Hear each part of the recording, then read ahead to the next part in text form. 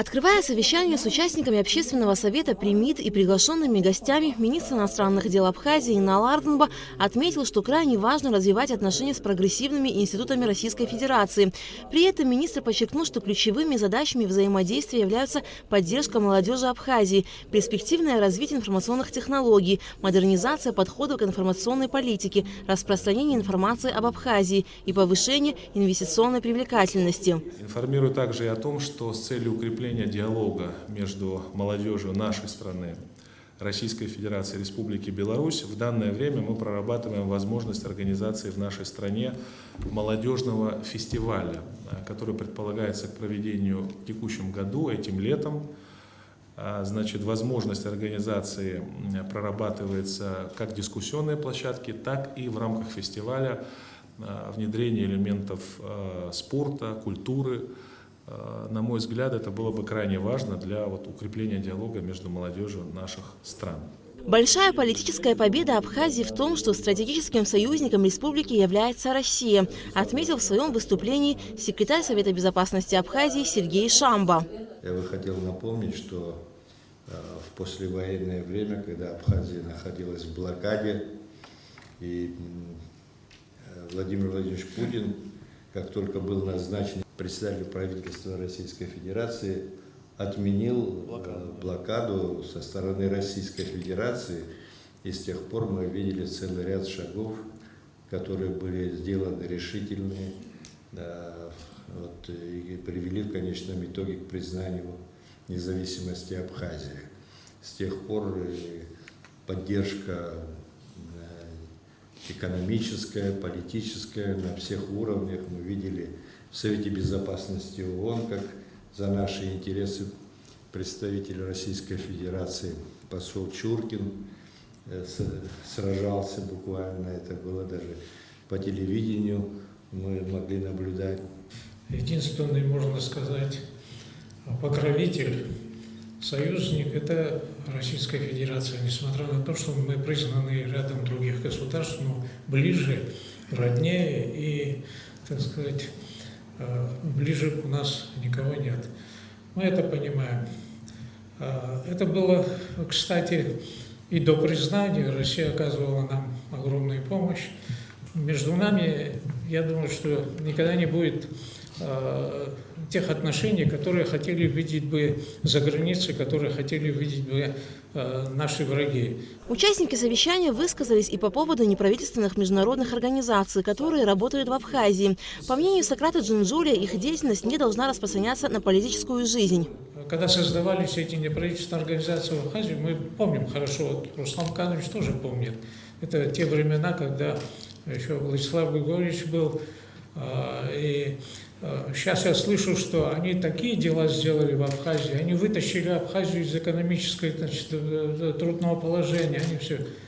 Ничего подобного.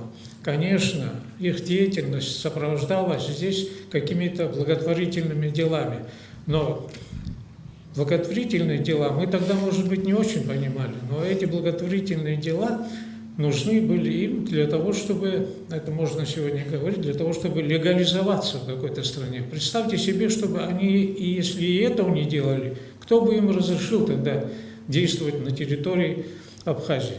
Поэтому это, значит, для, собственно, если грубо говорить, как говорится, для прикрытия. Но такая деятельность была, она и сегодня есть.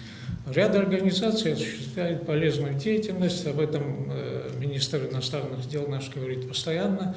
Конечно, они должны и дальше должны работать, но некоторым нужно, конечно, закрыть дорогу. У нас есть органы, если 1, 2, 3 человека имеют какие-то совершенно очевидные предательские, скажем, наклонности, с ними надо разбираться. А так вот принимать такой закон и объявлять внутри нашего общества целый пласт людей, мне кажется, это не время. Может быть, когда-нибудь, не дай Бог, конечно, у нас будет в обществе, но сегодня нет.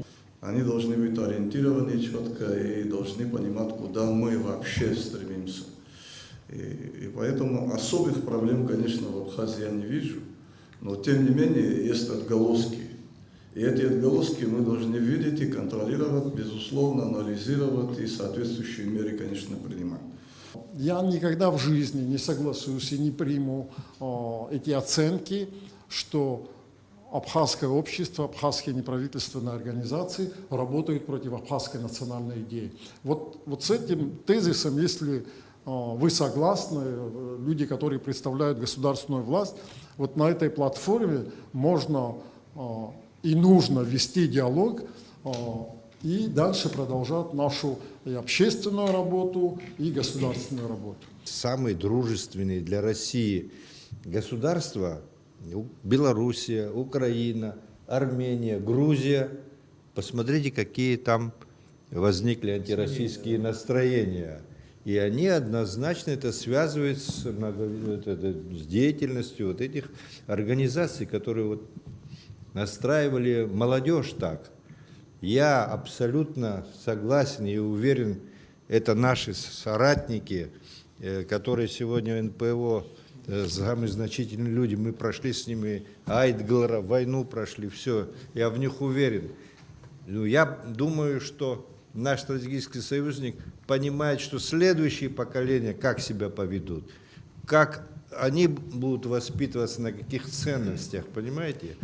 И у них есть такие опасения, а исторические недоверия к нам у них может быть, потому что у нас разные были периоды взаимоотношений, правильно? Поэтому вот об этом речь идет. И понимаете, раз вот борьба, да, мы говорили, идет у нашего союзника единственная и наша надежда на безопасность, раз у них такие страхи есть, и они обоснованы, но мы должны все-таки исходить из наших государственных интересов, а не из личных интересных. Глава МИД Инал Ардзинба отметил, что коллективный Запад является субъектом агрессивной изоляции Республики Абхазия и мешает установить и развивать диалог со многими странами мира. Я вам перечислю страны, с которыми нам Запад мешает установить диалог и развивать этот диалог. Республика Беларусь. Встреча с президентом Беларуси Лукашенко, когда мы в Минске были, обили пороги Александра Григорьевича американские разные представители с тем, чтобы сорвать эту встречу. Просто ночами не спали, мы сидели в Минске, мы даже не понимали, будет встреча или не будет. Настолько было колоссальное давление Запада на Лукашенко, чтобы эта встреча не состоялась. Это факт. Теперь смотрите, Палестина. Хотели признать, хотели установить дипотношения с ними. Вмешался Госдеп США, все разрушил. Те, которые финансируют тут у нас программу. Объединенные Арабские Эмираты. Сейчас вот мы туда полетим, я не знаю, сможем мы туда полететь или не сможем. Тоже мешают. Европейский Союз, Госдеп, USAID, все эти структуры. Сейчас я вам перечислю субъекты агрессивной изоляции Абхазии. В этом списке много интересного. Сейчас я вернусь к этому. Взаимодействие с Ливаном мешают. Взаимодействие с Алжиром мешают. Взаимодействие с Ираном мешают. Коллективный Запад является субъектом агрессивной изоляции Республики Абхазия. В ходе совещания участники выступили и по поводу ноты МИД России, направленной в МИД Абхазии в связи с ратификацией соглашения о передаче России госдачи Пицунда. Возмутительно, что эта нота стала достоянием общественности. Ну, я, насколько понимаю, так не делается. И каким образом она попала вообще? Нота между двумя союзными государствами попадает каким-то образом непонятным. И кем она используется, вообще я не совсем уверен, что это вообще нашими доброжелателями это было использовано. Мы в установленном законом порядке, в соответствии с законом, направили уведомление по дипломатическим каналам российской стороне. Это первое. Через некоторое время российская сторона, тогда еще в устном порядке, я тогда доложил президенту, начала интересоваться некоторыми действительно правовыми аспектами принятых решений. Это нормально абсолютно. Вот. Впоследствии была получена официально зарегистрирована в МИДе Абхазии нота соответствующая. Как только она была зарегистрирована, мы сразу, у меня есть соответствующие исходящие, начали работу с администрацией президента и с парламентом.